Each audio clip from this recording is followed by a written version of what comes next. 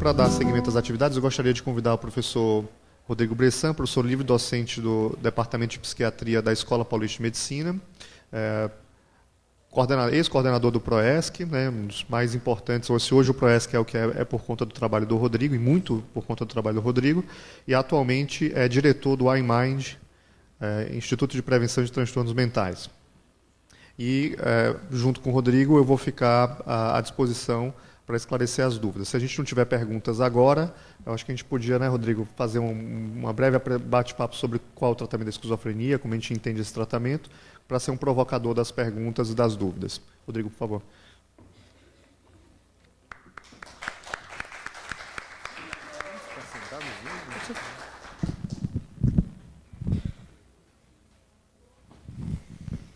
Esse microfone está melhor.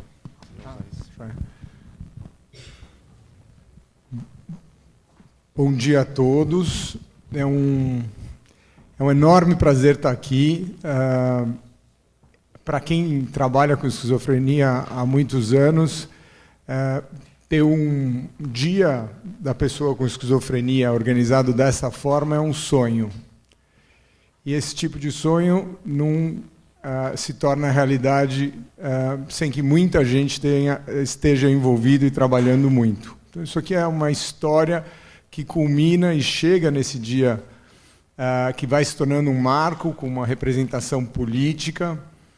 E a gente acabou de ter um deputado aqui, eu chamei ele de deputado, passei vexame, o Gilberto Natalini, que, não sei se vocês perceberam, a principal coisa que ele falou foi o seguinte: vocês precisam se mexer, senão não vão tratar bem as pessoas que têm esquizofrenia. Essa é a mensagem principal, tá certo?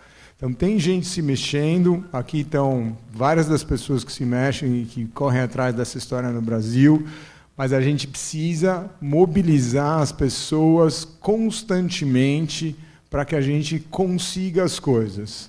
E desta forma, a gente tem que apoiar as entidades e aprender e ir se desenvolvendo do ponto de vista administrativo e estratégico para que essas conquistas aconteçam. Se a gente tiver estrutura, vai ajudar bastante para que esses desafios possam ser enfrentados com mais dignidade. Bom, essas eram as palavras iniciais. A ideia é que façam perguntas por escrito? Sim, por escrito, mas acho que não chegaram. Bom, como não chegaram as perguntas ainda, Rodrigo, eu já falei muito hoje, você é um cara mais experiente que eu. Me fala um pouquinho, o que você aprendeu sobre o tratamento da esquizofrenia? Como é que a gente cuida das pessoas com esquizofrenia? Teoricamente, 30 segundos. Eu confio em você.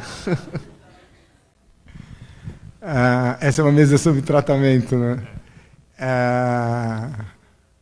Eu nunca tinha falado sobre isso antes.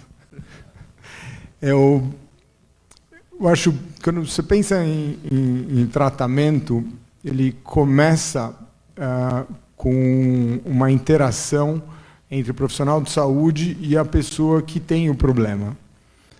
Pelo menos do ponto de vista médico, clínico, a gente pensa nessa interação para que se possa ter um bom diagnóstico. O diagnóstico é absolutamente central na prática médica, porque ele direciona que tipo de intervenção terapêutica você vai fazer. Então, quando a gente fala esquizofrenia, nós estamos falando de um diagnóstico. A doença é muito, muito, muito mais complexa do que o tal do diagnóstico. E vários serviços de saúde e lutas antimanicomiais, as pessoas têm uma briga com diagnóstico, sim ou não e tal.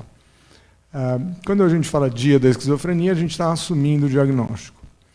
O problema é o diagnóstico é chave, é fundamental, e é a partir daí que a gente vai traçar que tipo de estratégia farmacológica, terapêutica e tal. Mas usar o diagnóstico como definidor da pessoa é o grande risco. Então, quando você fala assim, essa coisa meio antimanicomial que não acredita em diagnóstico, ou essa coisa meio clínica que é só diagnóstico, as duas afirmações são verdadeiras, tá certo?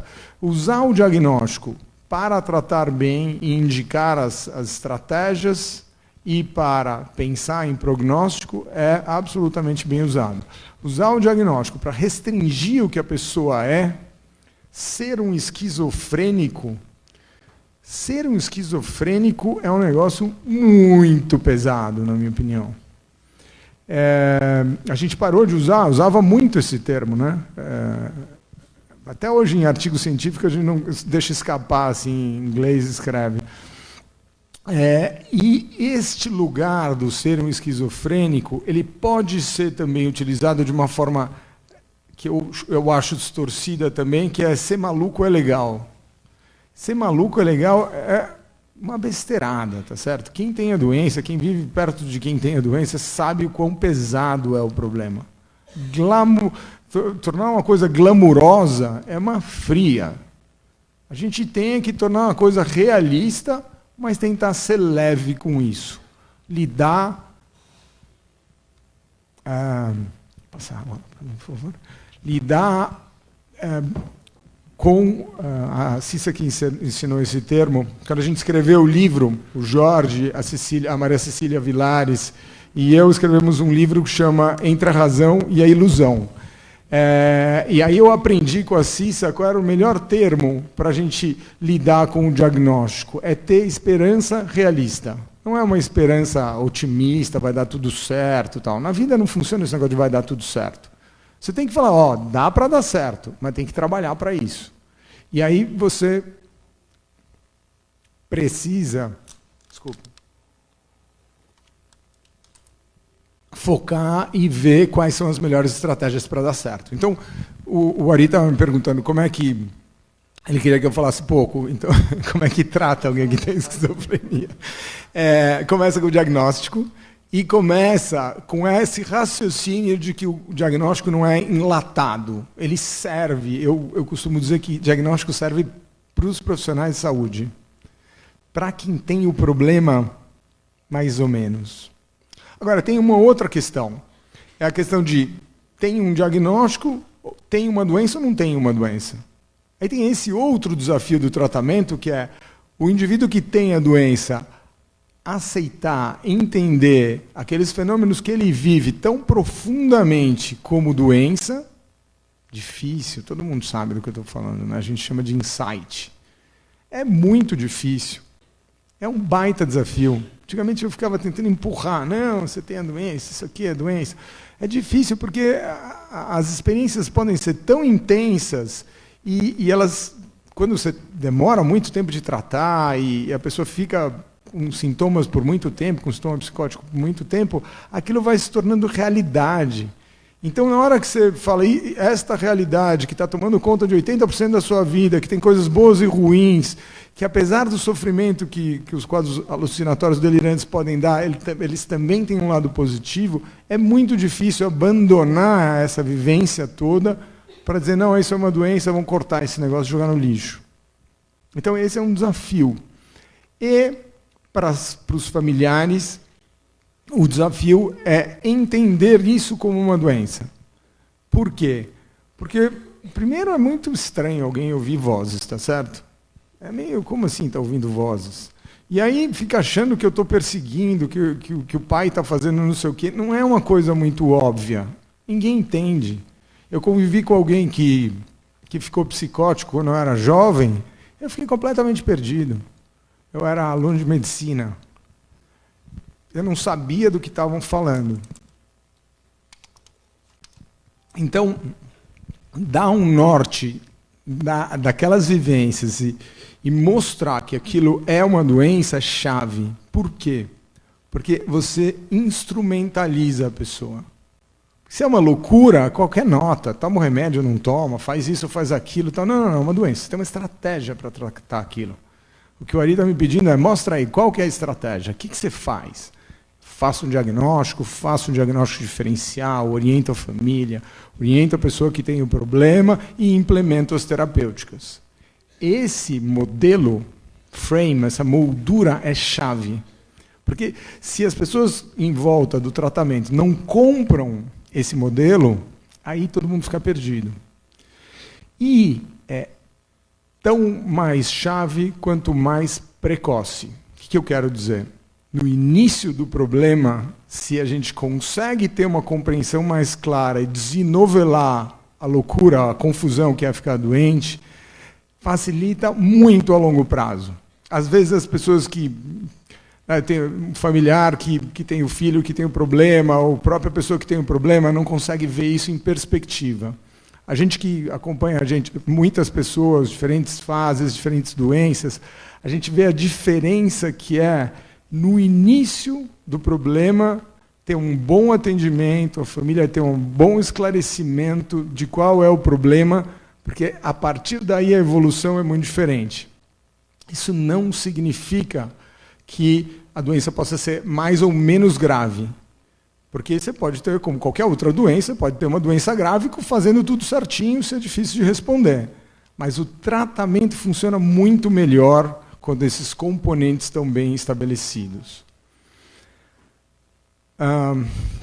Quer disparar? Eu falo de psicose. Só para complementar o que o Rodrigo estava falando, acho que qual que é o contorno do tratamento? Qual é a linha do tratamento? Fazer o diagnóstico adequado, o diagnóstico correto, diagnóstico diferencial, e aí você tem, vamos falar da intervenção terapêutica, né? Medicação. Por que medicação é fundamental? Porque a gente praticamente não fala de tratamento de esquizofrenia sem medicação, porque os pacientes com esquizofrenia têm uma alteração química no cérebro, eles têm uma alteração do jeito que o cérebro funciona. Isso tem que ficar muito claro, né? Porque senão as pessoas começam a achar explicações. Não, eu tenho esquizofrenia porque eu tive um problema, porque foi aquela situação que causou, e se eu resolver aquela situação, eu não vou ter mais a doença. Ou então vou levar para um determinado contexto religioso para lá resolver, né? Veja, não é negar que essas coisas podem ajudar, não é negar que você melhorar a situação familiar, não é negar que você ter uma fé vai te ajudar. O problema é que não pode reduzir ou negar a natureza da doença, que é uma doença que afeta o cérebro. E para isso você precisa de medicação. Tá? O que avançou muito, pelo menos do ponto de vista médico, que é óbvio para todo mundo, mas que talvez não fosse tão óbvio para a medicina e para a psiquiatria, é que tinha-se uma ilusão até 20, 30, 40 anos atrás, que você usava a medicação, tirava o delírio, e os remédios são muito bons em reduzir os delírios, e as pessoas iam retomar suas vidas. Bom, agora tirei o delírio, segue a tua vida, está resolvido. E é evidente que não funciona assim. A esquizofrenia muda a maneira como a pessoa lida com a realidade, né? Imagina você não ter confiança nas coisas que acontecem ao teu redor. Você não saber se aquilo é verdade ou não é verdade. Se eu posso confiar ou não posso confiar. Isso é uma ruptura absurda com a trajetória de vida dessas pessoas. O remédio, o que ele faz? Ele reduz o delírio. Tá? Mas essa ruptura na vida das pessoas, como é que a gente lida com ela? E por isso tem a ênfase na equipe multiprofissional, né? Como um criador de sustentação para essa pessoa encontrar um novo caminho de vida.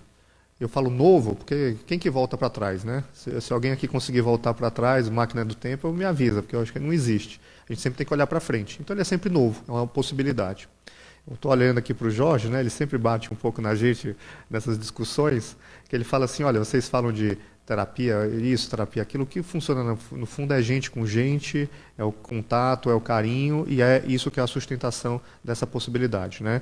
Então, quando eu falo dessa questão da equipe, né, essa equipe multi que inclui o médico, ela tem que estar atenta não só às questões medicamentosas, não só às suas intervenções, mas às relações que estabelece com aquelas pessoas que estão ali no tratamento. E esse vínculo que muitas vezes é o concreto para aquele paciente que perdeu toda a capacidade de abstração, tudo mais perde sentido, mas o vínculo ele passa a ser concreto, ele passa a ser norteador desse processo terapêutico. Então, acho que esse é o arcabouço do tratamento. E em relação à orientação, é fundamental as pessoas, a gente tem muito medo de falar das coisas, né, Rodrigo? A gente vai aprendendo isso com o tempo, assim, fala diagnóstico, não fala diagnóstico, fala que afeta o cérebro, não fala que afeta o cérebro.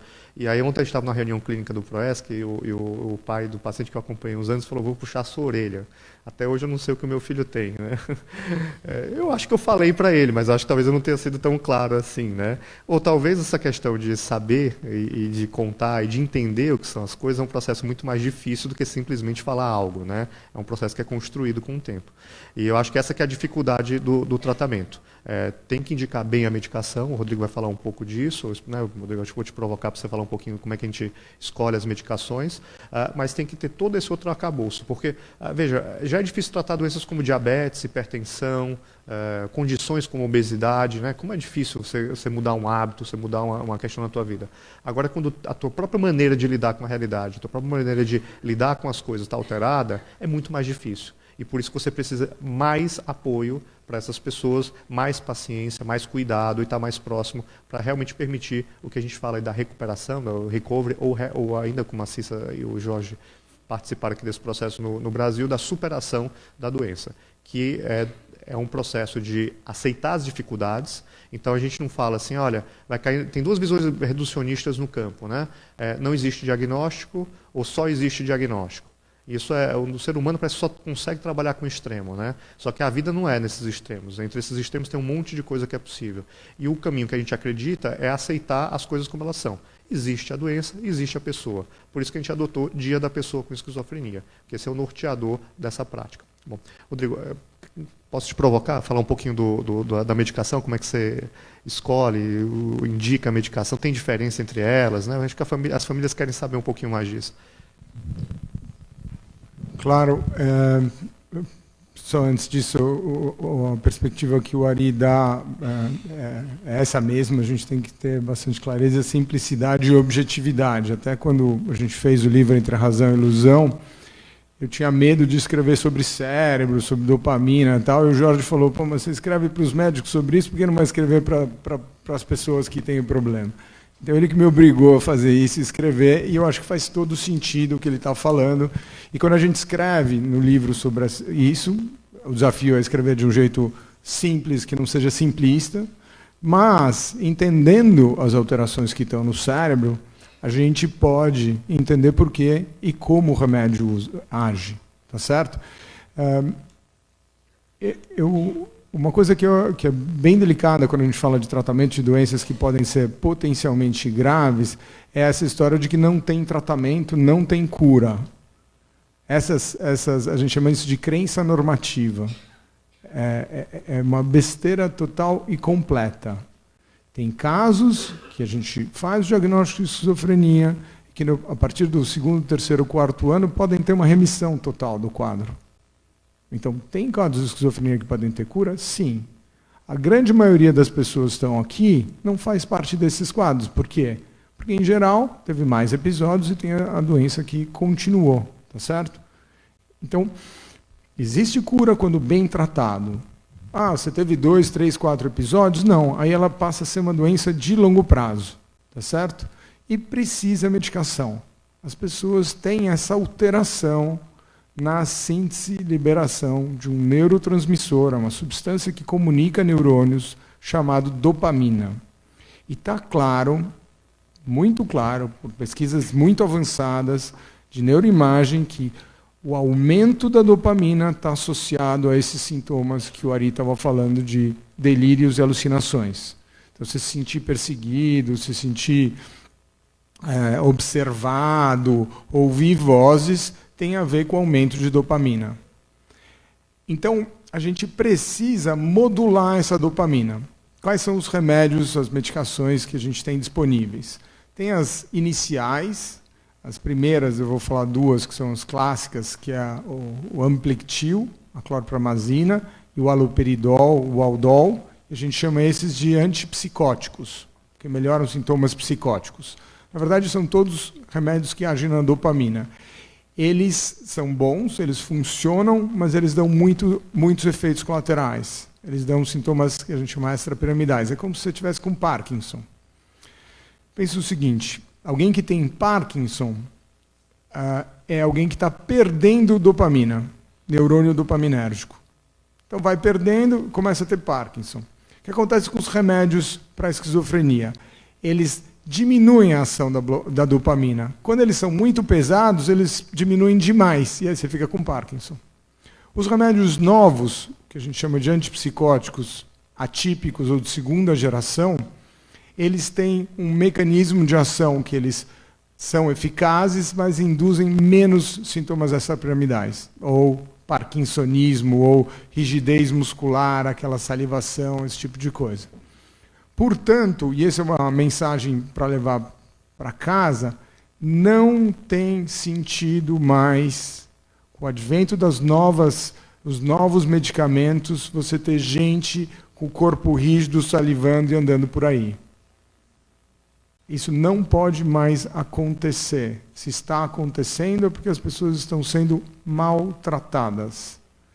Eu voltei da Inglaterra em 2003 e comecei a falar isso porque eu estudava isso dentro do cérebro. Até hoje ainda tem. Ainda continuo sendo convidado para dar aula, para dizer que tem que diminuir dose ou achar um antipsicótico que funcione com menos sintoma extrapiramidal. Tá certo? Tem um remédio para quando você tem sintoma de Parkinson, que é o Akineton, que também não tem sentido de usar a longo prazo. Às vezes, na fase aguda, na enfermaria, você usa tal. Se está usando a longo prazo, a dose está muito alta do antipsicótico ou precisa trocar para um outro. Então, a gente tem uma série de medicações, que eu acho que a maior parte de vocês conhecem, risperidona, olanzapina, a misoprida, eu vou ficar falando que é muito chato, né, o nome, né? Enfim, tem várias. E aí tem dois grandes desafios na esquizofrenia. A gente estava falando de insight e estava falando da dificuldade que tem o problema e da dificuldade de se tratar. Se tratar e se tratar direito é difícil na medicina como um todo. Para quem toma antibiótico de 10 dias, menos de 70% das pessoas tomam os últimos 3 dias. Por quê? 10 dias. Estou com dor de garganta, mando eu tomar 10. No 7º, grande maioria das pessoas param. E todo mundo dá risada porque também para, né? Mas não tem mais sintoma, por que tomar remédio? Tem que tomar porque aí você previne de recair, né? Só que a gente não pensa isso, dá certo, vamos em frente. O que acontece com doenças que a gente chama de crônicas? Hipertensão, diabetes e tal. Ninguém adere direito. Agora, quando a gente vai para a esquizofrenia, que o insight é mais difícil, a percepção da doença, a percepção da necessidade de tratamento é mais difícil, aumenta a taxa, tá certo? E aí é o seguinte, como o Ari falou, o remédio funciona super bem para diminuir sintoma, mas se ele for tomado adequadamente. Se ele não é tomado adequadamente, ele não funciona. Os sintomas voltam. Ou você nem sabe o que está acontecendo, mas eles começam a oscilar os sintomas. Deixou de tomar 3 vezes por semana, 2 vezes por semana e tal. E aí tem um trabalho muito grande com as famílias, cuidadores e com a própria pessoa que tem o problema para levar a sério a necessidade de tomar. Além de levar a sério, você precisa ter rotina. Quem toma remédio sabe, entendeu? Eu deixo lá, eu tomo um remédio à noite, quando eu vou escovar os dentes antes de dormir. Eu durmo na televisão, o que acontece? Dançou. Aí toma de manhã o remédio que era para tomar à noite, entendeu? Então, tem um monte de questões ligadas a isso. Para esse desafio, a medicina já tinha trazido antes para os remédios antigos injetáveis de longa ação. E agora tem dos remédios novos injetáveis de longa ação. São absolutamente fundamentais para o tratamento. Eles avançaram, agora talvez ano que vem venha um de 3 meses. A gente trabalha bastante com a indústria farmacêutica e tal. Não chegou no Brasil de 3 meses, mas o ProESC, né, a nossa unidade de pesquisa, testou de 3, está testando de 6 meses agora. Tem um impacto muito diferente. Tomar remédio 4 vezes por ano é impressionante como muda o jogo, assim. Tem um impacto que vai além de remédio e de sintomas, sabe? Então, isso aí é um dos caminhos. A outra coisa é identificar precocemente quem não responde bem aos remédios. Tem gente que... Todo mundo responde um pouco. Muito difícil não responder nada. Então pode melhorar, vamos dizer, 100% de sintoma, melhora 30%. Melhora 70%. Melhorou 70% está super bem em geral.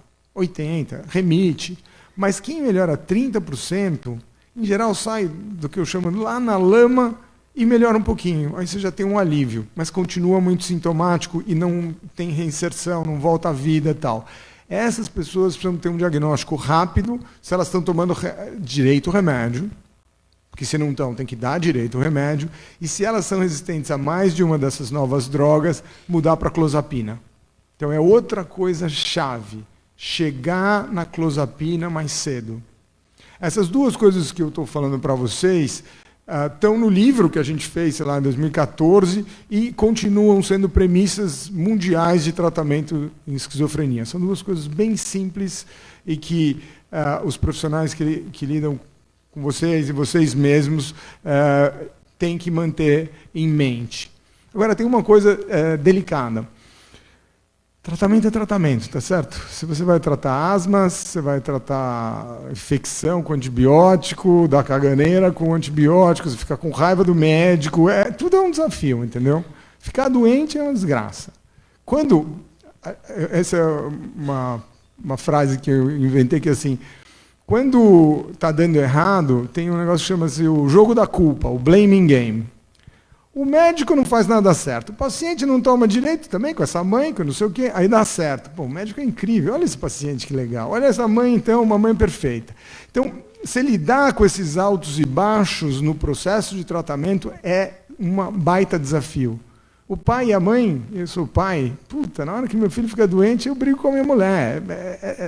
É o default, é o normal, tá certo? Então aí você tem que ir lá, não, tá bom, vamos.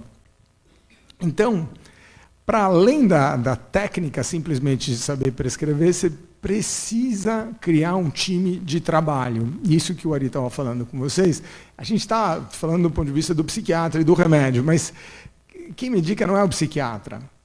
Quem indica o remédio, às vezes, é o psiquiatra. A gente trabalha agora com o que a gente chama de decisão clínica compartilhada. Então, fala, pode ir com esse remédio, pode ir por aqui, essa é a minha opinião. E aí você ouve o paciente falando isso, eu não aguento, isso papapá. Dependendo da fase da doença, se é mais durão ou menos durão, e as pessoas se comprometem a seguir um caminho de tratamento juntos. E depois, vai lá, dá certo, dá errado, reavalia e vai em frente. Se você tem uma expectativa de que você vai no médico X lá, que é o bambambam, e vai resolver o problema, assim, plim, não acontece. Se acontecer, foi sorte. Tá certo? O que às vezes melhora mesmo, às vezes dá certo, fez certo. Você fez certo, tem uma chance de melhorar, mas você não pode estar... Essa que é a diferença, eu estudei um pouquinho de otimismo e esperança. Se você tem uma visão otimista, vou lá no médico, toma esse remédio, vai melhorar. Calma, não é bem assim. Pode melhorar, nós estamos tomando remédio para melhorar, mas é um caminho. E pode dar errado. E aí teve efeito colateral, então vamos ter que aguentar esse efeito colateral, desce a dose, espera mais. Aí você tem uma atitude que estamos no caminho certo, mas nós temos que reavaliar o tempo inteiro. Essa é uma atitude de esperança realista para lidar com o desafio do tratamento. Então, a gente está muita aula, eu Ari, para falar quais são os remédios e como faz, mas na prática é uma equipe. Cadê a Gabi está aí? Gabi não está aí. A gente trabalha com equipe multidisciplinar no ProESC, super qualificada, assim, que a gente trabalha juntos. Não medica sozinho, entendeu? Todo mundo tem que entender de remédio. Para quê? Para prescrever? Não é para prescrever. É para entender. Está dando efeito colateral. Rodrigo, diminui a dose. Pô, o cara está alucinando, Rodrigo. Vai lá, ajeita lá a dose, entendeu? Bom, pessoal, de nenhuma pergunta a gente veio para acho que umas 20. Eu vou tentar, por conta do tempo, né? A gente vai ter que encurtar um pouco o tempo das sessões para poder acomodar o atraso que houve no início. Eu vou permitir, Rodrigo, fazer uma levada mais rápida aqui de respostas, né? Algumas que estão... Eu também vou ter que selecionar, acho, talvez eu não consiga responder todas, tá? Então, a primeira, o que vocês acham de um tratamento, né, chamado estimulação transcraniana por corrente contínua? Vocês conhecem? Sim. A gente tem um ensaio já no ProESC também, é uma técnica de neuromodulação. Ela parte do princípio que se você gera uma corrente de baixa intensidade, não tem nada a ver com ECT, né, é uma coisinha que a pessoa coloca na cabeça, fica ali 20 minutos, praticamente sem nenhum desconforto. A questão é que assim, não tem nenhuma evidência muito robusta de que funciona, tá certo? Você não tem assim, dados que falem, olha, isso aqui dá para fazer, é absolutamente experimental, não é reconhecido aqui no Brasil ainda como prática terapêutica, reconhecida pela Anvisa. Tá? Então, assim, participa do âmbito de pesquisa, talvez tenha benefício para sintomas negativos e cognitivos, mas resultados super frágeis, né? Então, não é assim um tratamento de primeira linha ainda. Quais os sintomas mais comuns para o diagnóstico? O diagnóstico de esquizofrenia ele é clínico. Os sintomas mais comuns são delírios, alucinações e desorganização do comportamento da fala. Esses sintomas, um desses 3 sintomas, delírio, alucinação e desorganização do pensamento, o paciente tem que ter. E você tem que ter pelo menos 2 sintomas. Tá? Tem que ter pelo menos 2 sintomas, além desses sintomas que eu fiz para você, tem um sintoma negativo. Mas que é a falta falta na expressão do afeto, falta na vontade. Isso é importante entender, porque muitos pais, né, ou muitas pessoas que convivem com pessoas com esquizofrenia têm muita dificuldade de entender o sintoma negativo, que é essa falta de iniciativa que o paciente tem e que não é preguiça. Tá? Existe uma coisa chamada acomodação. Se eu fico muito tempo parado, eu acabo me acomodando. Mas existe uma coisa muito mais complicada, que é o tal do sintoma negativo. Então, uma coisa que a gente chama a atenção quando a gente fala com alguém com esquizofrenia é um rapaz de 22, 23 anos que fica no quarto, assiste televisão o dia inteiro e não se sente incomodado de forma alguma por aquilo. Ele não tem vontade própria de fazer os estímulos, né? de sair, de buscar as coisas. E é por isso também a importância da equipe, a importância da família no tratamento, porque muitas vezes é a família ou o profissional, o terapeuta ocupacional, o acompanhante terapêutico, que consegue fazer o resgate dessa vontade, reacender essa vontade, para que ele volte a ter uma rotina, volte a ter iniciativa. Tem várias perguntas aqui sobre mães, né? Tem uma da Zazá, que ela assinou aqui. A mãe, a familiar eventualmente adoece juntos, sim, né? É uma condição. Eu agora que sou pai, né? Tenho 2 meninas. Se a gente tem um resfriado, a gente já fica preocupado, né? Se é um pouquinho mais grave, você já fica muito preocupado, né? Quem reza, reza, cada um faz o que pode quando aperta. Agora eu fico pensando, né? Imagina alguém ter uma pessoa com esquizofrenia, uma doença que leva mais tempo, que é mais difícil de entender, que muda a rotina da casa. É muito comum as mães, os parentes adoecerem juntos, né? Tem um termo que a gente chama de sobrecarga do cuidador. Isso é uma verdade, lá, os dados 60%, 70% vão ter algum tipo de sintoma, não necessariamente diagnóstico, ao longo desse período de cuidado. Numa tese que foi orientada pela Ana Chaves, aqui da Rita, eu participei como orientador, ela mostrava inclusive que essa sobrecarga do cuidado, ou seja, o quanto que o cuidador se sentia mal, sobrecarregado no início do tratamento, era um dos preditores da resposta do paciente. E por isso que cuidar do familiar, então a gente não cuida só da pessoa com esquizofrenia, a gente tem que cuidar de todo mundo. A família tem que ser envolvida. Como é que a gente promove a adesão? Esclarecendo para a família como é o tratamento. Se a mãe não entender, o filho também não vai tomar o remédio. Tá certo? Então a família faz parte dessa equipe que o Rodrigo falou. É uma equipe que é o profissional, né, o paciente, a pessoa com esquizofrenia e a família. E não só no sentido de ajudar no cuidado, mas também de ser cuidado. Tá? Aí tem uma outra pergunta aqui sobre se o ego dos profissionais excluem a família do tratamento. Eu peço desculpa pelo profissional que fez isso, tá? Assim, mas acontece, infelizmente acontece. Somos humanos, as coisas estão aí. É uma má atitude profissional. A atitude correta é estar junto, é estar do lado, não acima, é envolver. E mais correto ainda é saber que vai ter tensão. O Rodrigo falou, né? Os casos são difíceis, as coisas não vão do jeito que a gente planeja. Eu tenho aqui um plano assim, ó, faz assim, aumenta. É super bonito na aula. Na prática, você tem que aumentar a dose, trocar a medicação. E se não tem confiança de ambas as partes, se você não tem um envolvimento real, você não faz esse processo. E aí fica saltando de profissional em profissional, fica mudando de medicação muito rápido, e isso aí acaba atrapalhando muito o tratamento. Às vezes eu fico até com alguns pacientes, não sei que esse paciente está comigo, não estou acertando nada, não dá certo. E depois de um tempo alguma coisa acontece, você vai aprendendo com aquela pessoa, com aquela família, você chega num ponto que funciona, você tem algum benefício. Então esse trabalho de confiança de parte a parte é fundamental. Mas o profissional tem que ser absolutamente acolhedor, compreender essas questões e ser aberto para as dúvidas e discussões. Agora, é claro que também tem um limite. Às vezes a família, na sua angústia, pede coisas que a gente não concorda. O que é que eu faço nesse sentido? Eu falo, olha, minha orientação é essa aqui, né? Mas eu estou junto com você. Então, às vezes, algumas pessoas falam, não quero mais tomar remédio. Não está em crise, a família não quer. Eu falei, olha, acho que tem um risco, mas eu estou aqui do lado. Se acontecer alguma coisa, você me fala. Esclareço, oriento, falo dos possíveis sinais e a gente fica junto, né? Então essas tensões elas acontecem e elas ficam mais leves ou menos tensas se a gente entende que ali tem uma equipe trabalhando junto para a confiança. Então o ego do profissional atrapalha? Pode atrapalhar. Se atrapalhar, é bom que você fale diretamente para ele que você está desconfortável. Se não funcionar, você vai ter que procurar outro profissional porque não está rolando ali uma equipe, não está rolando a parceria. Isso aí não vai ser bom para o tratamento. Sobre a adesão, tem várias perguntas sobre a adesão, o Rodrigo falou. Acho que é um dos maiores desafios, né, Rodrigo? A adesão ao tratamento, assim, as medicações funcionam, mas você tem 2 grandes elementos porque as pessoas não aderem, 3, vai. Primeiro, qualquer tratamento de longo prazo, como o Rodrigo falou, ninguém vai aderir direito, né? Hipertensão, diabetes, ninguém trata. Obesidade, ninguém segue direito, já é uma dificuldade. E a esquizofrenia é uma doença que requer tempo, o paciente fica muito tempo com a doença. O segundo é que a própria natureza da doença faz com que a pessoa não entenda que ela tem uma doença, ela tem um delírio. Então o paciente chega para você e fala assim, ó, eu não quero que você me trate, eu não quero remédio, eu quero que você vá lá na polícia falar que o meu vizinho está me perseguindo, né? Então, você tem que ter um canal de comunicação com ele, de compreensão, e aí começa o trabalho da adesão, que o tratamento faça sentido, tá? E terceiro aspecto, as medicações têm efeitos colaterais. Então, a gente também não está falando de um remédio, né, que é maravilhoso, que faz tudo de bom e tudo.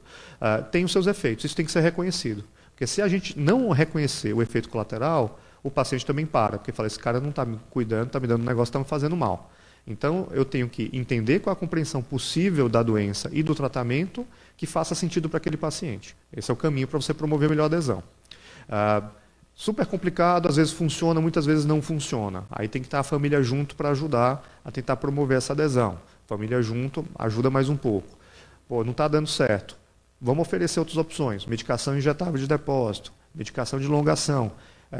E tem que ter também uma questão de uma certa intervenção mais pontual e mais direcionada. Por quê? Porque existe uma linha tênue, não sei se o Rodrigo concorda, que é assim, a gente tenta ser o mais próximo e o mais acolhedor possível. Mas tem uma hora que, se não medicar, a coisa não avança. Você ficar dialogando só com delírio, você pode ficar anos dialogando com delírio. E aquela pessoa afunda na tua frente. Então, e de novo, no esclarecimento com a família que vão aparecer questões. Vale a pena internar? Não vale a pena internar? Como é que a gente faz com essa situação? Isso é conversado também. E pode ser que, às vezes, um paciente que recusa o tratamento, você chegue ao ponto de fazer uma internação, né? E isso, de novo, é super duro, é super complicado para a família e para o profissional, mas se a gente tem um entendimento e uma compreensão mais clara do que está acontecendo, a gente entende que aquilo tem uma função terapêutica, a gente não está fazendo aquilo como punição. A gente está fazendo como aquilo, uma forma de gerar a oportunidade daquela pessoa sair daquela crise. Mas aí primeiro você tenta a relação com o paciente, a relação com a família, você tenta esquemas de medicação mais simples para promover a adesão, você tenta medicação injetável e se em algum momento tem risco para o paciente, para as pessoas, você acaba indicando a internação como forma de tentar organizar melhor aquela pessoa, oferecer o ambiente a medicação no ambiente mais controlado e aí sim você ter mais margem para fazer um trabalho de compreensão e de contato com ele. Acho que o Rodrigo tem algumas perguntas, eu vou deixar agora ele responder as dele. Tem bastante pergunta. O Ari é sério em CDF, ele responde todas. Eu ia enrolar vocês e ia falar, depois o Ari responde por e-mail. Como é que vocês veem o papel da psicoterapia nesses casos?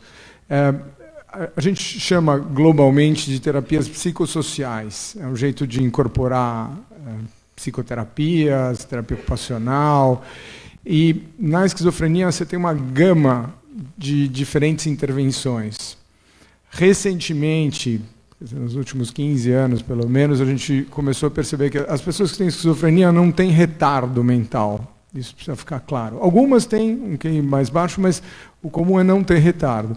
Mas elas têm algumas dificuldades neuropsicológicas. Às vezes um pouco na memória, de manter as coisas dentro da cabeça, de fazer um planejamento quando você faz a prescrição e tal.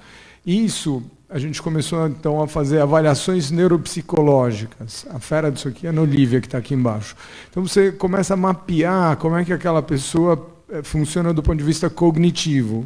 Vejam, não é que a pessoa não tem QI e não consegue fazer conta de matemática. É diferente. E você vai para uma sutileza. Na medida que você entende como é o padrão de funcionamento daquela pessoa, você pode reforçar ou fazer terapias para desenvolver algumas características.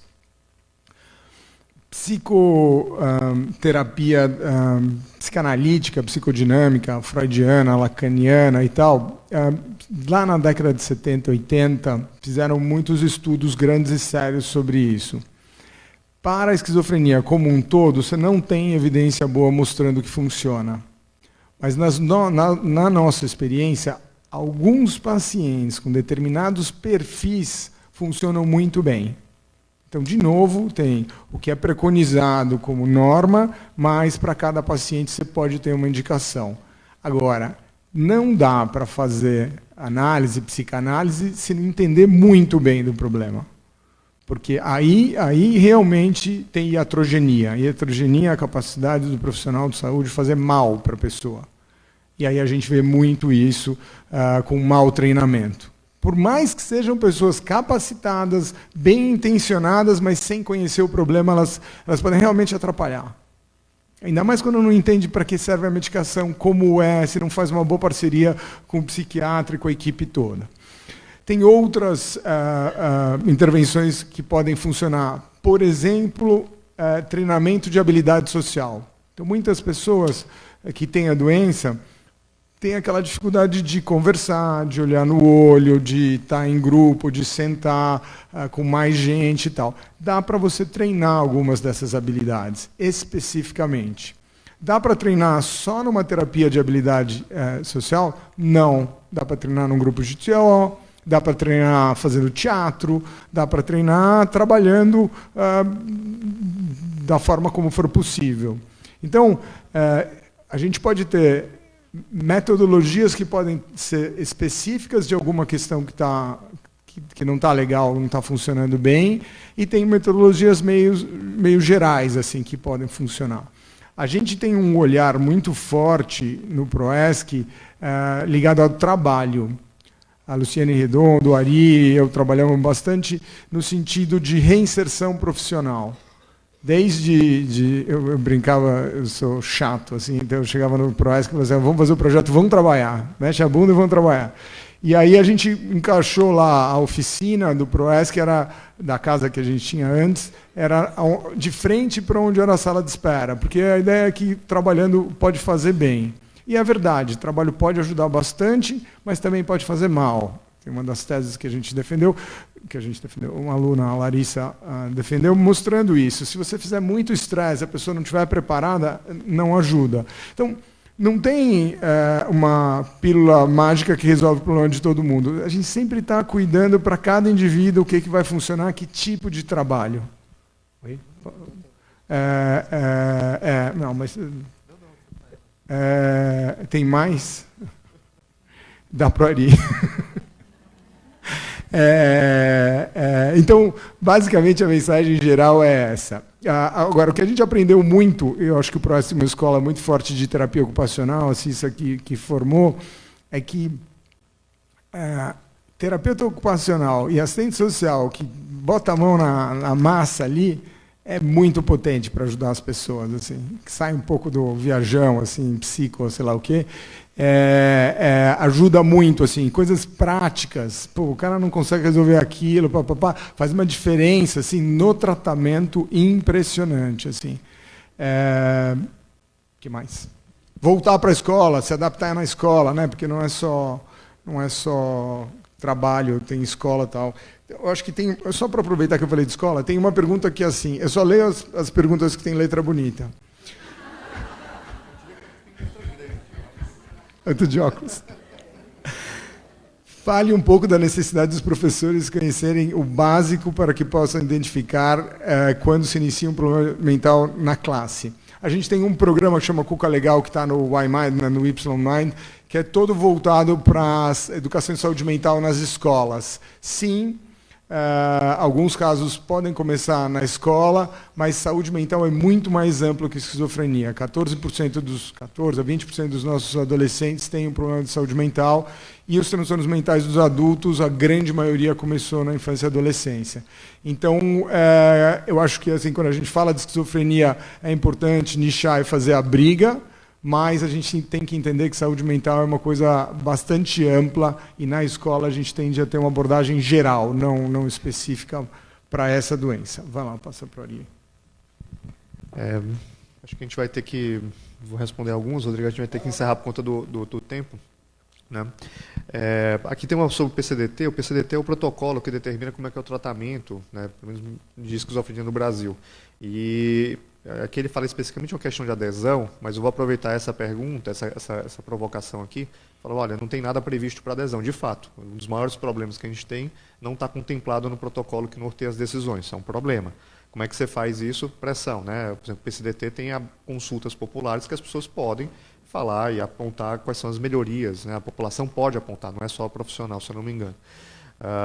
O que a gente observa, né? Estava discutindo com um amigo meu, o Giovanni Salum, que ele é coordenador de saúde mental lá em Porto Alegre, como é que é o treinamento das equipes, né? Treinamento? Não tem treinamento, né? Você tem, cada um se forma e vai lá trabalhar. Tá, mas você tem uma reciclagem, qual que é o protocolo de tratamento, como é que isso acontece? E a gente vê que, infelizmente, né, o SUS, a gente tem que fazer esse trabalho de pôr a mão na massa e melhorá-lo. Tá? Tomo muito cuidado de, quando faço críticas, não ficar assim, o SUS, não, a gente tem que melhorar. E para melhorar, não adianta só apontar, tem que mostrar soluções. Então aqui a gente tem que falar, poxa, questionar os gestores, falar, como é que vocês treinam os profissionais? Qual é o acesso que eles têm à atualização? Né? Quais são os protocolos? Esses protocolos estão sendo aplicados? Qual que é o desfecho do tratamento? Né? Como é que o sistema vê se está sendo funcional ou não? Tá? Isso não existe. Basicamente o protocolo hoje é a internação. O grande desfecho é a internação. Se eu interno, não interno, tá bom. Aí vou lá, acabo com todos os hospitais, eu não interno. Ótimo, melhorei o sistema. Né? Isso não resolve um dos problemas, porque hoje você tem dificuldades de internar quando precisa, e você tem, do outro lado, uma coisa que não é verdade. O que a gente quer que as pessoas melhorem é para trabalhar, viver a sua vida, casar, quem quiser, né? Quem não quiser também não precisa casar, essas coisas. Mas o ponto, assim, esses seriam os desfechos muito mais sensíveis de um processo terapêutico voltado para recovery, por exemplo. Né? Isso não existe. Não existe. As pessoas, os profissionais na ponta procuram isso. Mas estou falando do sistema. Né? Como é que o sistema olha os seus desfechos? E se ele não olha para isso, como é que eu faço intervenções continuadas para aprimorar o sistema no sentido dos melhores desfechos que a gente acredita enquanto profissional? Então isso vai acontecer quando a gente botar a boca no trombone, lá como falou o Gilberto, né? E ir para cima, provocar. Não é uma solução fácil, não são indicadores fáceis de serem construídos. Por isso é uma luta de muito tempo. Tem uma coisa aqui que ilustra também essas divisões que a gente faz, que são muito mais artificiais. Né? A doença é psicológica, ela não é neurológica, por isso não pode ser PCD. Né? Então, assim, para mim está tudo meio embaralhado aqui. Né? É uma doença que afeta o cérebro, ela afeta o comportamento, ela tradicionalmente ela é vista na psiquiatria, tá certo? Mas todos os profissionais abordam, ela tem repercussões psicológicas, elas têm repercussões para a terapia ocupacional. O que a gente não pode cair nesse reducionismo de falar ela é isso ou ela é aquilo. É uma doença que afeta tudo isso, tá certo? E ela pode ser sim enquadrada na lei de deficiência. Né? Porque a lei de deficiência ela não usa diagnóstico, ela usa classificação funcional. E ela determina que pessoas com problemas persistentes e com deficiência funcional podem ser classificadas na lei de pessoa com deficiência. Então, as pessoas com esquizofrenia, por ser um transtorno grave, persistente, com déficits sustentados, elas podem ser enquadradas se elas tiverem dificuldade. Então, isso abre todo um campo de oportunidades. E, de novo, houve uma discussão recente na internet, porque alguém falou, é uma deficiência, aí já não, mas é uma doença. Não, ela é uma doença e pode ser caracterizada como deficiência. Tem que parar de ficar nesse tipo de disputa e buscar a melhora da pessoa que está ali na tua frente. Né? Bom, acho que essas aqui eu queria responder.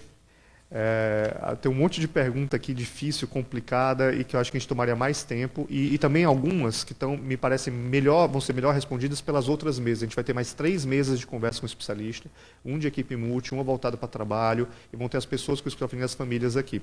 Então a gente tentou aqui responder, né, eu e o Rodrigo nesse tempo, as perguntas relacionadas ao tratamento, mais especificamente ao tratamento farmacológico, que é, digamos, a nossa área de expertise e com essa visão, que eu acho que é a visão que a gente integra medicação com o paciente como um todo. Tá? Eu encerro aqui a minha participação. Rodrigo, você quer fazer alguma última palavra? Eu acho, a gente sempre fica falando, o SUS não funciona, o médico é ruim, o diagnóstico, o remédio é ruim e tal. A gente tem que trabalhar com o que a gente tem. E uma coisa eu aprendi, na verdade eu falo para os meus pacientes, é o seguinte, você tem que fazer a equipe trabalhar bem para você. Eu falo para o meu paciente, não, porque o remédio não funcionou faz 2 meses, não sei o quê. Pô, mas você não me faz trabalhar, você não ligou para mim para dizer que esse negócio não está funcionando para eu fazer.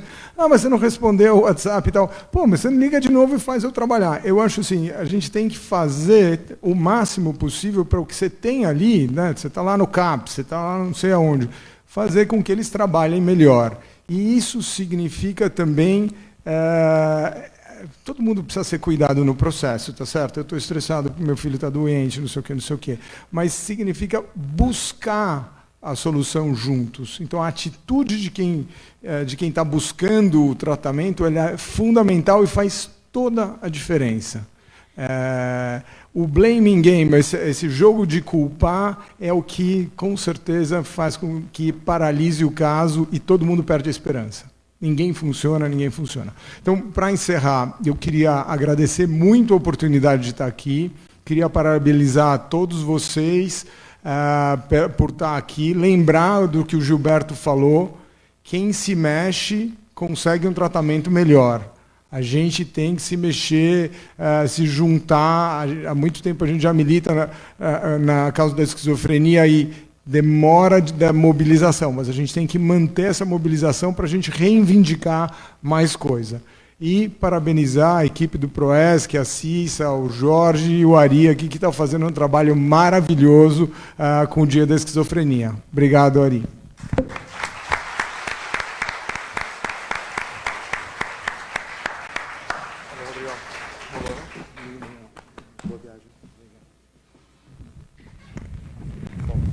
Para dar continuidade, nós vamos ter agora a mesa de histórias de superação na esquizofrenia.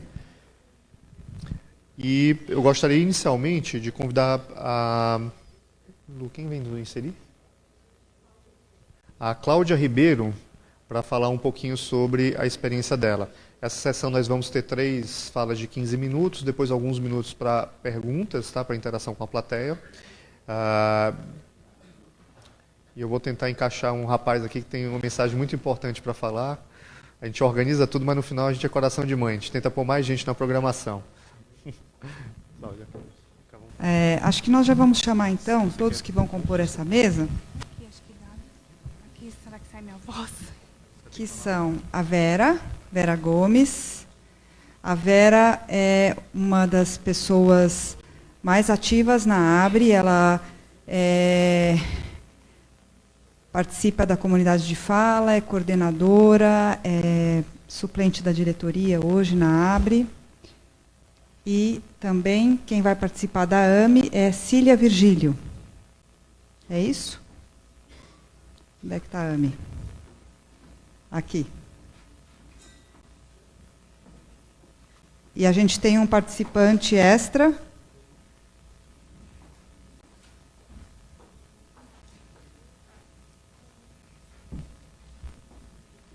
Que veio do Rio de Janeiro. Daniel. Então, essa é uma mesa... Pode sentar ali do lado da Vera, Daniel. Essa é uma mesa em que vocês vão ouvir 4 relatos sobre histórias de superação na esquizofrenia. Então, com vocês, Cláudia, para começar.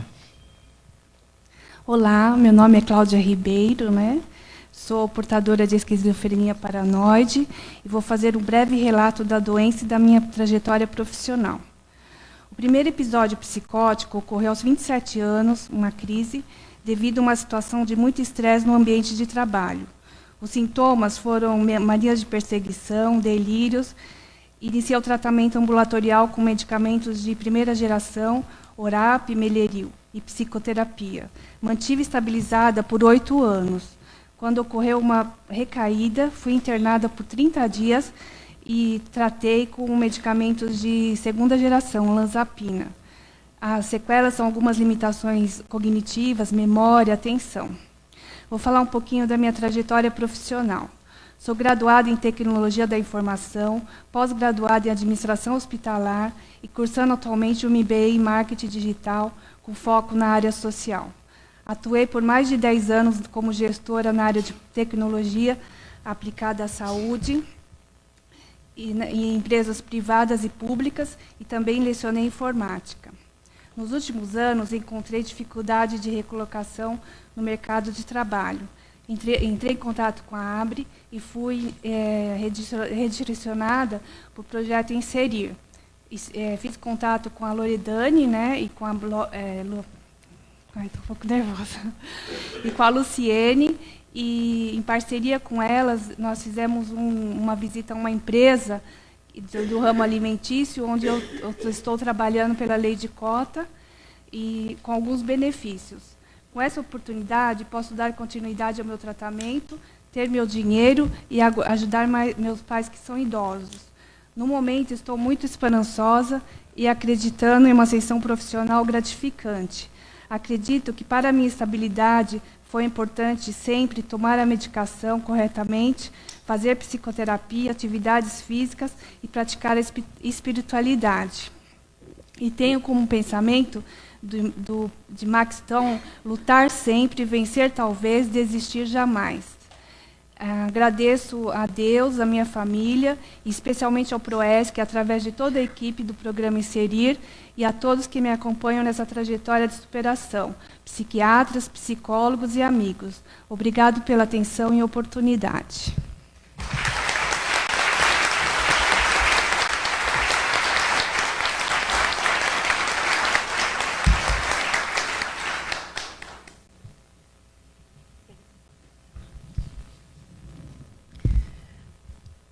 Olá, pessoal.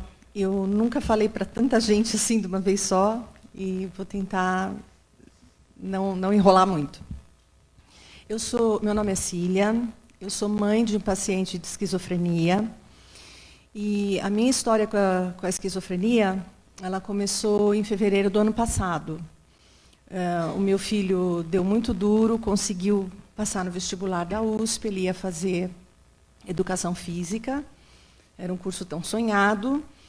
E já no começo do ano ele não estava muito bem, sabe? Ele não estava muito esperançoso. Por fim, quando veio o resultado, a gente achou que ele ia vibrar de emoção e ele não reagiu como a gente esperava.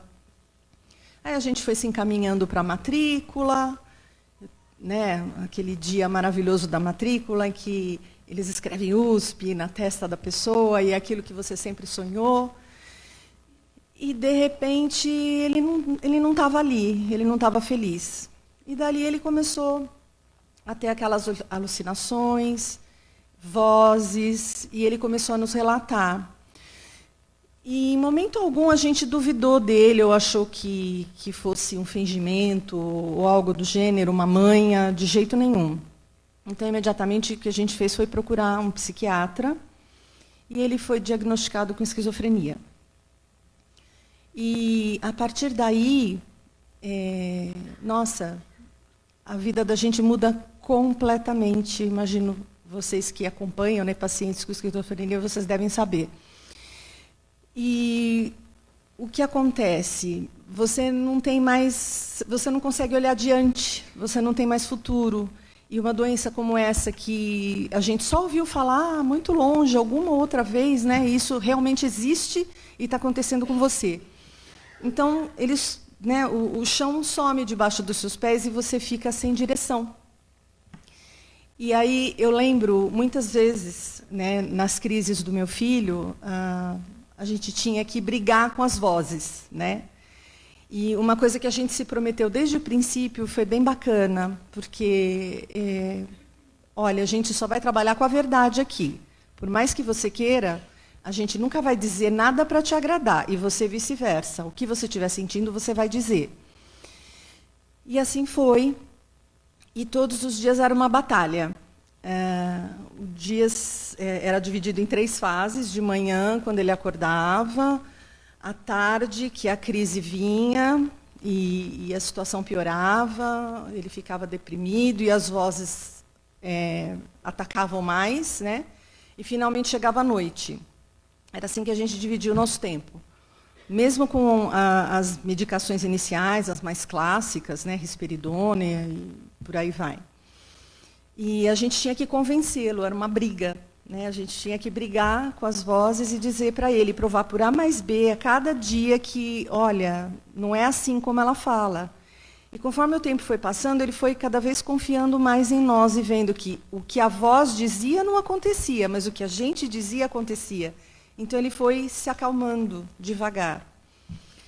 E eu costumava dizer, meu Deus, eu preciso ter força, né? E eu não quero mais pensar no futuro, porque o futuro não existe mais. Eu vou viver um dia de cada vez. E quando alguém falava para mim, mas eu não vou pensar no futuro, porque pensar no futuro doía muito, doía demais, era um sofrimento muito grande, porque tudo aquilo que a gente tinha planejado não existia mais, e eu não sabia o que ia vir. E aí, naquela situação perdida, né, no escuro, tateando, uma comadre muito querida minha, ela falou, eu vou te ajudar. E ela foi para a internet, foi pesquisar por mim. Nem isso eu tinha iniciativa para fazer. E ela encontrou um grupo no Facebook chamado Mãos de Mães. E eu falei, nossa, que bonito, né? Mãos de Mães, deve ser uma coisa maravilhosa, eu tenho que ir atrás disso. E eu fui. E aí eu encontrei a Sara. Eu vi um depoimento da Sara Nicolelli, toda despojada na cozinha da casa dela, dizendo coisas e explicando para a gente o que era esquizofrenia, como era a experiência dela, o que foi para ela vencer essa doença, e que sim, a gente tinha esperança, que a gente só tinha que se dar as mãos, né, e continuar nessa luta. E aí eu fui vendo, né, as coisas que ela postava, tudo aquilo foi me animando, eu já me senti feliz. Nossa, eu não sou a única, porque eu me senti a única mãe no mundo com um problema como esse para resolver. E, de repente, um dia eu descobri que existia um grupo de WhatsApp que ela estava montando, e eu falei, me inclui nesse grupo, né? E aí, gente, abriu uma janela assim, enorme na minha frente, porque eram as mães como eu. Porque a Sara é o concurso, né? Ela está ali e tal, mas mães como eu ali, né, de primeira viagem, que não sabe o que fazer, que atitude tomar, o que procurar, onde buscar informação, tratamento para o seu filho, né? E eu fui vendo os relatos dessas mães. O relato dessas mães é uma coisa assim de cortar o coração. Mas, ao mesmo tempo, você começa a se aculturar do que acontece, o que pode vir. E os relatos são muito dolorosos, mas também tem relatos de pessoas que já estão há anos nessa trilha e que podem nos orientar melhor. E aí, nesse caso, várias mães, né, eu poderia citar aqui, mas a mãe que mais fala comigo sempre é a Zazá, minha querida Zazá, porque ela está nessa luta há 14 anos, se eu não estou enganada, 17 anos. Então, é bastante chão, né? E ela insistia nesse ponto. Mães, tratamento, psiquiatra, psicólogo, os remédios, é muito importante e é possível sim.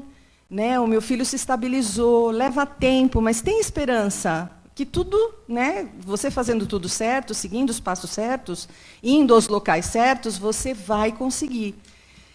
E os relatos das mães, então você começa a ver que tem coisa muito pior, né, tem coisa muito melhor, mas que cada caso é um caso, você não está sozinha. Né? E, nesse momento, foi tudo para mim. Aí, hoje, o Mãos de Mães virou uma associação. Né? Hoje, a gente é a AME, e eu me digo que eu faço parte com orgulho. Eu sou muito feliz por estar lá, eu agradeço a Deus por ter me dado essa luz e encontrado a AME. E ali eu tenho informação, eu tenho acesso. Então, hoje meu filho participa de uma pesquisa, né, se eu não me engano, no Laboratório Janssen.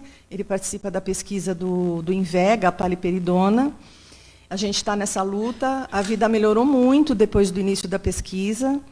Ele melhorou bastante, ele avançou bastante. A gente agora está testando o remédio de 6 meses. Tem aí uns altos e baixos entre uma injeção e outra, que eu acho que no final da pesquisa a gente vai conseguir compensar esse gap aí, né? Mas, enquanto isso, muita coisa mudou. E também, através lá da AME, a gente teve acesso, né, não só o PROESC, a pesquisa do Invega, mas também o projeto Inserir. Então, o Arthur faz parte do Inserir, ele participa de grupos, reuniões, né, mensais do Inserir, e, através do Inserir, ele já está sendo chamado para fazer, eu não sei se é prospecção, né, de algumas empresas que buscam trabalhadores, né, com deficiências, e aí ele vai entrar pela lei de cotas, e essa é a esperança dele, inclusive, que ele consiga um trabalho, e tudo isso através do Inserir. E eu digo para vocês que, depois que eu encontrei a AME, então, eu já consigo ver futuro. A minha vida mudou muito, a vida da minha família, do meu filho, e eu agradeço demais o trabalho que a Sara começou, e que está florindo. Hoje a gente tem AME aqui em São Paulo, tem AME em outros estados, mães, né, se disponibilizando a abrir suas casas, muitas vezes, para acolher outras mães. E isso é muito importante, gente. Porque ninguém olha para o cuidador. Né? Na grande maioria, o tratamento é focado no doente, e o cuidador, a gente fica ali, né? no desvio ali. Parece até que a gente só pode olhar e não pode influenciar, mas a gente pode sim, a gente pode fazer parceria com o nosso psiquiatra, a gente pode ajudar muito no tratamento, e é isso que eu queria dizer, que a partir do momento que eu conheci a AME, eu posso usar agora, com certeza, aquela frase que foi criada lá no grupo Mãos de Mães, que é que a esquizofrenia, sim, é possível conviver. A gente pode fazer parte, a gente pode entregar cidadãos para a sociedade de volta, e que eles tenham vida, independência, e que sejam pessoas, no máximo possível, felizes. Eu, como mãe, é isso que eu espero. Muito obrigada.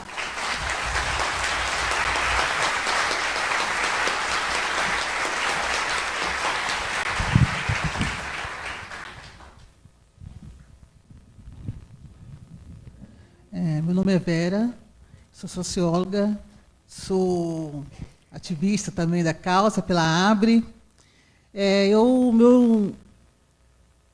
Meu diagnóstico veio em 2000, após uma viagem. Eu tive um surto nos Estados Unidos, nunca tinha tido nada de saúde mental, uma coisa mais grave. E eu não sabia nada do que estava acontecendo comigo. E quando eu voltei para o Brasil, eu recebi o diagnóstico de transtorno esquizoafetivo. E aí começou uma luta, né? Porque eu perdi minha referência, perdi minha identidade. Uma coisa que é mais difícil para mim foi perder minha identidade. E perder todo aquele sonho que eu tinha tido quando eu fiz a viagem. Então, a ruptura foi muito grave para mim, foi muito forte para mim. Mas, através de profissionais de saúde, através de amigos, da família, eu comecei meu processo de superação. Eu acho que o que me ajudou muito nesse processo foi a minha atitude. E o meu modo de vida, meu modo de pensar.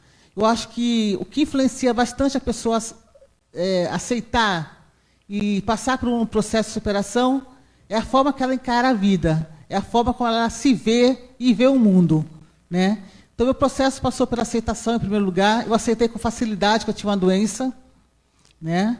Eu nunca tive dificuldade para aceitar isso, porque eu acreditava na ciência, acreditava no médico, e acreditava que eu tinha uma doença. Eu nunca pensei que eu tivesse qualquer outra coisa que não fosse doença. Então, para mim, foi tranquilo a aceitação. Depois, eu aprendi a autogerir os meus sintomas, autogerir o meu estresse, aprender a me conhecer, o autoconhecimento é muito importante também nessa fase, de você aprender como você lida com os seus sintomas, como você lida com o estresse, que te dá um gatilho para um próximo surto. E depois também um outro processo que você passa também é o propósito de vida, e você ter sonhos, você pensar em como você vai fazer da sua vida daqui para frente. Né? Não dá para voltar ao que era antes. Isso é muito forte na esquizofrenia. Isso te frustra bastante. Não dá para você voltar a ser o que era antes. Mas dá para construir um novo. Dá para construir uma trilha paralela. Dá para ser alguma coisa que você queira fazer da sua vida, o resquício do que você era antes, do seu sonho anterior, dá para fazer, dá para construir esse novo. Talvez não da mesma forma, mas você vai caminhar para uma trilha paralela, mas o objetivo pode ser o mesmo. Hoje, o meu objetivo na vida é conseguir meu condicionamento físico novamente, emagrecer, para conseguir fazer minhas trilhas novamente, é uma coisa que eu gosto de fazer, e criar um negócio online. Hoje, meu objetivo é isso. Então, eu levanto da cama com esse objetivo, que não penso mais na doença, nas limitações que eu tenho. Eu penso no que eu posso fazer, nas minhas possibilidades, nos meus ganhos com a doença, e não nos prejuízos que eu tive com ela, né? Então, eu tento pensar no dia a dia, no que eu conquistei com a doença. A doença foi só prejuízo para mim? Não, não foi. Com a doença, eu criei novas amizades, eu aprendi muito sobre mim mesma, o autoconhecimento sobre mim, sobre a vida, sobre as pessoas, né? Eu aprendi a ver a vida de uma forma mais tranquila, menos estressante, a pensar em menos imperfeição. Eu era muito voltada para achar que tinha que ser perfeita em tudo que eu fazia. Hoje, não. Eu me encaro mais uma coisa mais simples. Se der para fazer, dá. Se não der, não deu.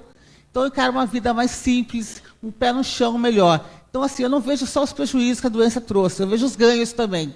E ela trouxe alguns ganhos. Hoje eu estou aqui por causa da minha doença.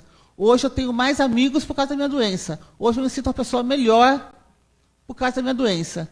Então, é assim que eu tento encarar esse processo de superação. Me ver hoje como uma pessoa que tem limitações, mas que saiba administrar essas limitações, que sabe ver quais são as suas possibilidades, que pode garantir que você caminhe no dia a dia para um futuro que te dê qualidade de vida, que te dê uma felicidade, que não dá para ser mais a mesma coisa que você era antes, mas dá para contribuir com o mínimo de qualidade de vida que você possa viver. Então, é isso que eu queria dizer, que é assim, 3 passos que eu acho que a pessoa precisa ter para superar uma esquizofrenia ou um transtorno mental, uma deficiência grave. Atitude, um modo de vida, de pensar, que não te limita, que não tenha crenças limitantes, que não tenha preconceitos. E aprender a autogerir a doença. É muito importante você autogerir os seus sintomas, e o seu estresse e as suas dificuldades. E ter um propósito de vida, que é você pensar o que você quer para você, para ajudar as pessoas, para ajudar a sua família, para te ajudar. O que te faz feliz? O que me faz feliz é estar no meio do mato. E é uma conquista que eu quero estar ainda. Estou com 49 anos, então a expectativa de vida até 80. Então, pode ser que com 60 anos eu estarei lá fazendo minha trilha novamente. Não importa. Não dá para ser agora, não tenho condicionamento físico agora, mas o meu projeto é daqui 1 ano, 2 anos, eu voltar a fazer minha trilha. Então é isso, é sonhar, né? Não perder as esperanças. E é sonhar realista. O que dá para fazer com o pé no chão. Isso que é importante. Obrigada.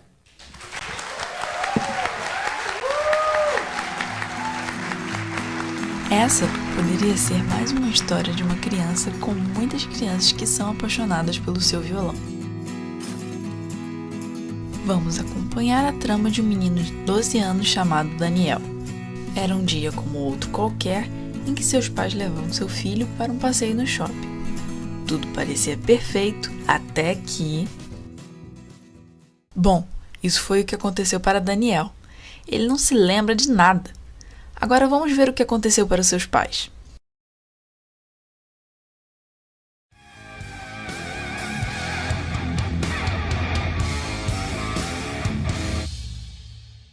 Os pais de Daniel o levaram para um hospital e o médico apareceu com um diagnóstico inesperado.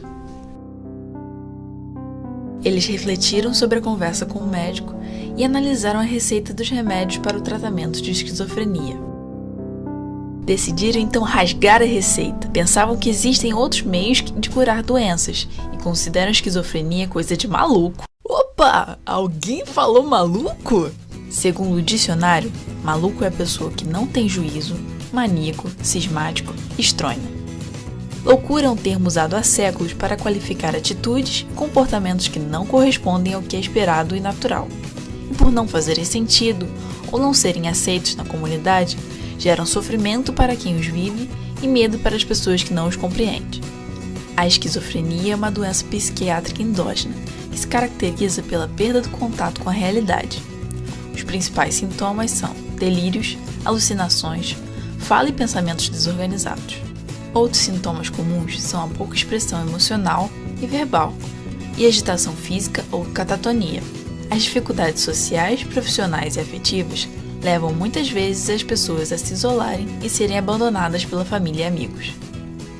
Voltando à nossa história, a família de Daniel não se deixou levar pelo diagnóstico e tratou de buscar ajuda em outros caminhos. Afinal de contas, para eles, podiam buscar a cura sem ter que usar o tratamento farmacológico e terapias que duram para o resto da vida. Isso nem pensar! E nosso amiguinho Daniel, como ficou nessa história? Um dia, aquele menino ouviu uma voz que saía de sua cabeça e dizia assim: Daniel, sua cabeça vai cair. Desesperado, o menino tratou logo de segurar o violão que estava próximo dele, para evitar que sua cabeça caísse.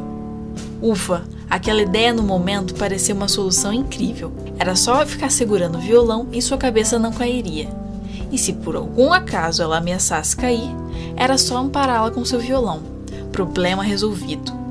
Aquela voz insistente continuava a lhe dizer o tempo todo: Daniel, sua cabeça vai cair.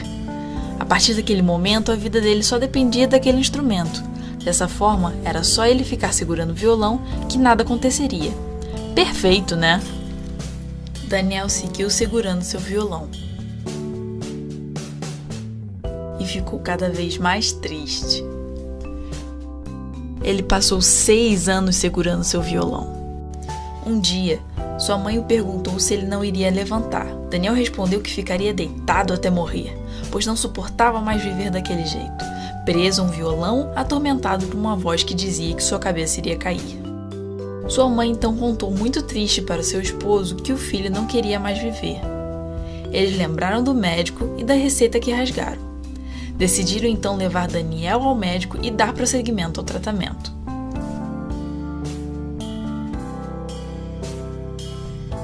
Depois do tratamento, como ficou a vida de Daniel?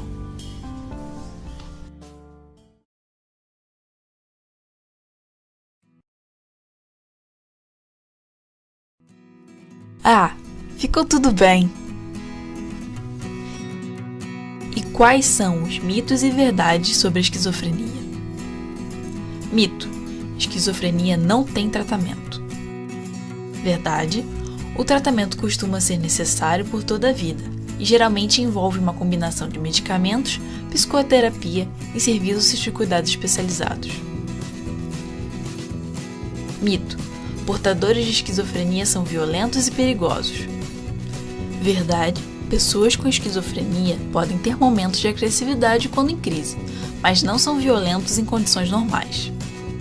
Mito: portadores de esquizofrenia precisam ficar isolados da sociedade e não podem trabalhar.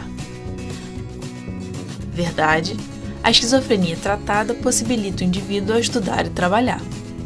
Gente, olha só, eu vim do Rio de Janeiro. Bate palma aí pra mim, por favor. Eu tô ansioso.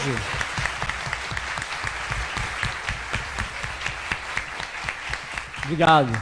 Olha só, são 20 anos, cara, essa parada, né? Então, assim, quando eu recebi o diagnóstico de esquizofrenia, aí eu falei pro meu médico: que porra é essa? Né? E assim, cara,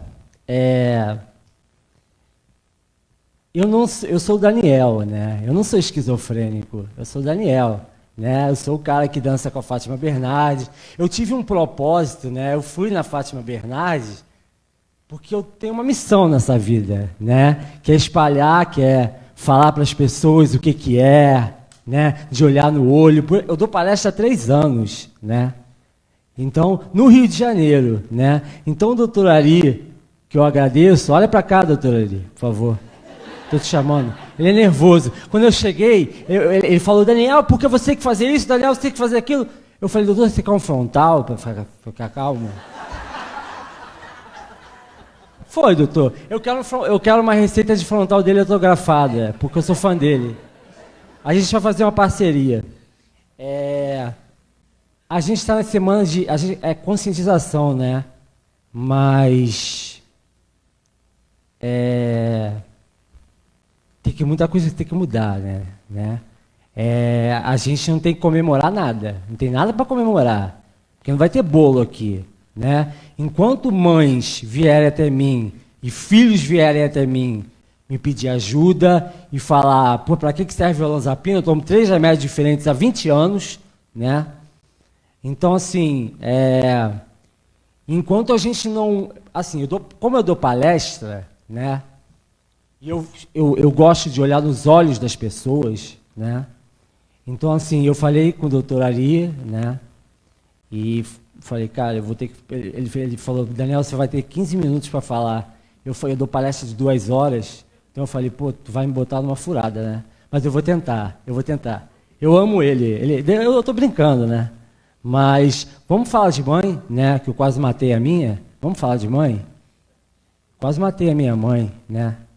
Então, eu queria que você... Bater palma para mim é ridículo. Desculpa. Vamos bater palma para as mães. Tem Sara Nicole. Vamos bater palma, pô. Vamos animar isso aqui. Sara Nicole, Zazá. Essas são mães que lutam, que vão, fazem as coisas. Eu tenho uma campanha chamada Depressão Não é Frescura Não, né? Que eu vou nas faculdades, inclusive, cara, no Rio de Janeiro, as pessoas já estão de saco cheio de olhar para minha cara, né? Por isso que eu vim para São Paulo. Porque eu sou feio, né? Então, as pessoas, porra, Daniel, você quer ser embaixador de não sei de quê? Eu topo tudo, assim, sabe? E... porque eu gosto disso, é a minha profissão. Eu escolhi levar resiliência para as pessoas. Eu estou nervoso ainda, né? Porque falar para tanta gente... Eu já falei num cinema, né? Eu me senti o Leonardo DiCaprio, só que, porra, é foda, né? Eu sou feio. Sou feio nada, sou bonito. Enfim, isso aí vai de cada pessoa, né? Mas eu já namorei esquizofrênicas, né? Não, esquizofrênica, eu não gosto de citar doença. Eu não sou uma doença. Sou o Daniel, né? Eu escrevo essa campanha de depressão. Por que eu falo de depressão se a gente está num congresso de esquizofrenia, né? Que coisa mais louca, né? Mas, assim, o esquizofrênico, ele tem depressão também, porque, assim, as doenças psicológicas, elas estão amiguinhas, né, uma das outras, né? Então, assim, quem tem esquizofrenia, né, na maioria das vezes tem depressão.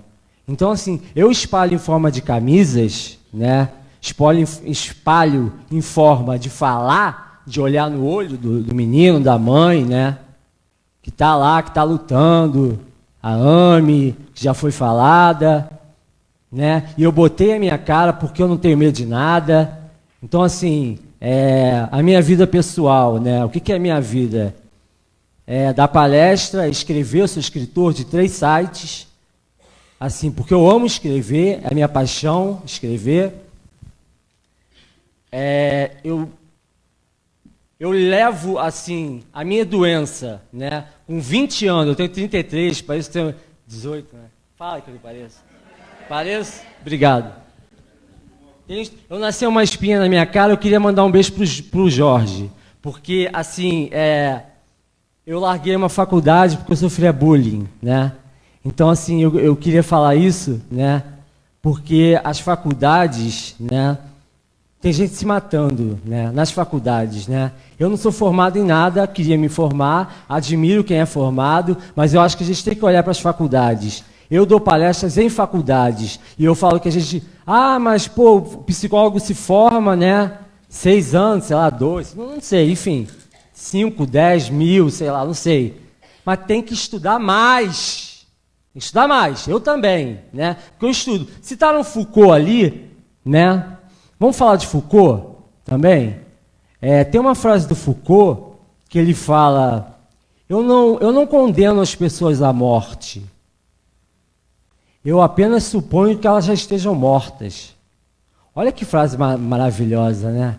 Para você acordar, né? Levantar da cama e ver que você está vivo, né? Coisa maravilhosa. Sentir o ar que a gente está respirando, né? E a gente não dá valor a isso. Eu aprendi a dar valor, né? Então, assim, foi difícil? Porra, pra caralho. Desculpa, eu falo palavrão. Foi difícil? Foi. Aí a mãe chega e fala: eu quero que o meu filho seja igual ao Daniel. Não, ele não vai ser igual ao Daniel. Existe uma coisa chamada unicidade. Nós somos únicos nesse planeta. Cada um vai tomar. Eu não vou tomar o olanzapina e o Gabriel vai tomar também. Então, pode ser, né? Mas assim, nós somos únicos, né? Cada um vai tomar o seu remédio, cada um vai ter a sua forma. Inclusive aquela moça ali, maravilhosa, deu um depoimento maravilhoso, né? De superação, né?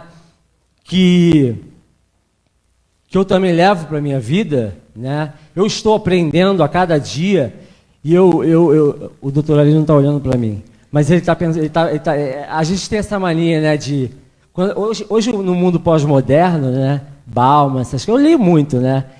Então assim, de falar, de perguntar uma coisa e já saber a resposta, sabe?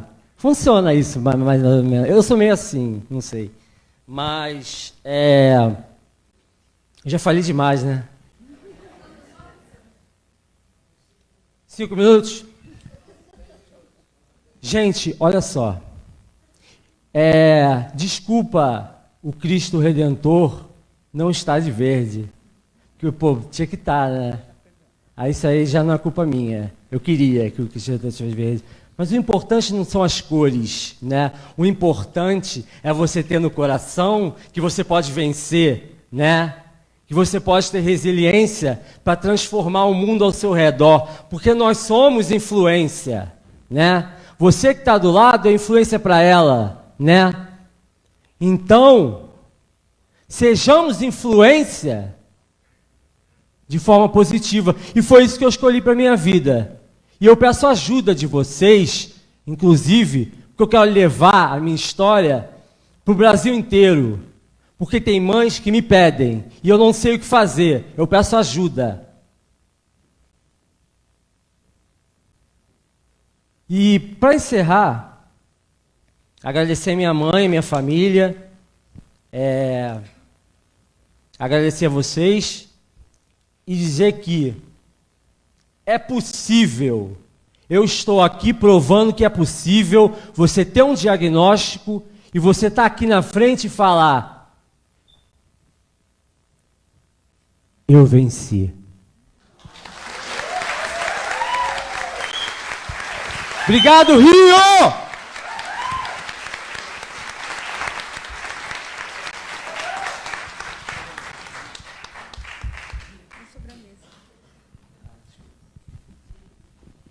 É que eu não sou paciente, eu sou impaciente.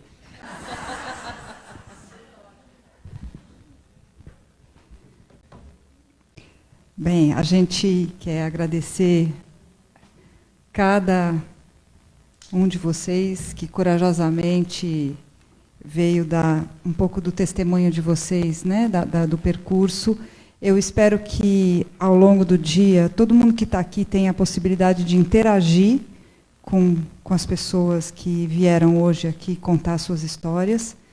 E antes de nós fazermos o intervalo do almoço, nós temos uma notícia muito boa para dar. E uma coincidência muito incrível também. Esse sujeito que está aqui do meu lado é o João Leite Ribeiro. O João, ele é coordenador atualmente do grupo de acolhimento, e de 5 oficinas da ABRE. Depois ele vai contar para vocês.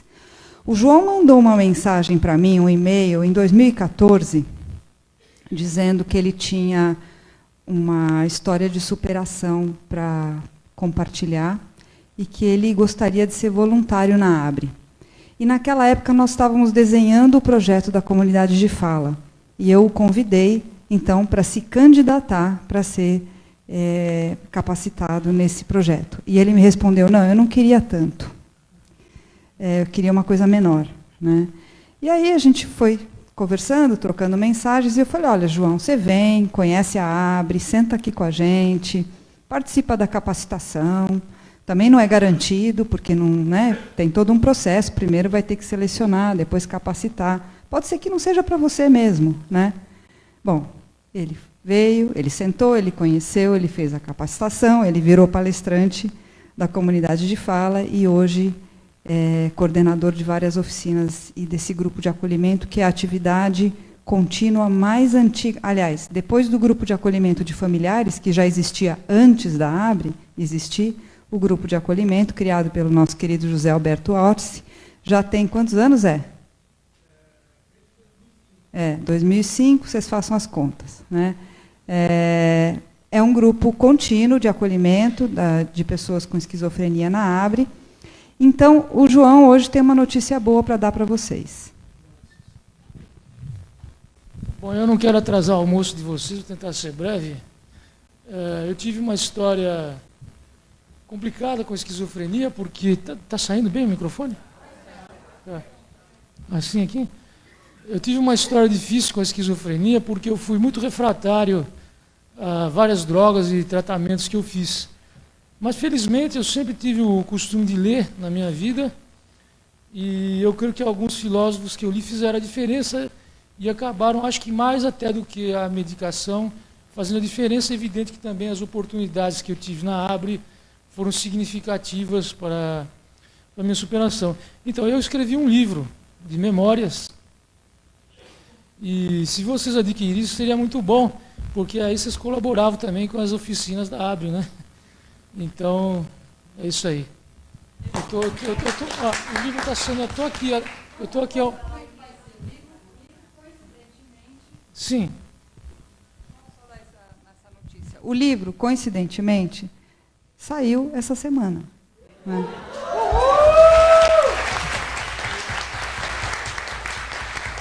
E aí a gente achou que era uma oportunidade imperdível de fazer o lançamento aqui nesse evento. Então, vamos dizer, é o pré-lançamento, ou é o lançamento, depois vão vir outros, não sabemos, mas é o lançamento oficial do livro do João.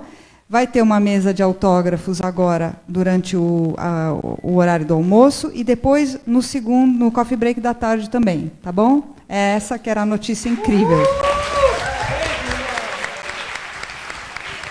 A mesa vai estar aqui fora, tá? A mesa onde o João vai estar com autógrafos. O nome do livro chama-se Memórias de um Estoico, porque estoico se refere ao estoicismo, que é uma filosofia da Grécia Antiga, e que eu aprecio muito, e por isso o nome do livro é esse. Tá certo? Valeu, Jorge. Obrigado.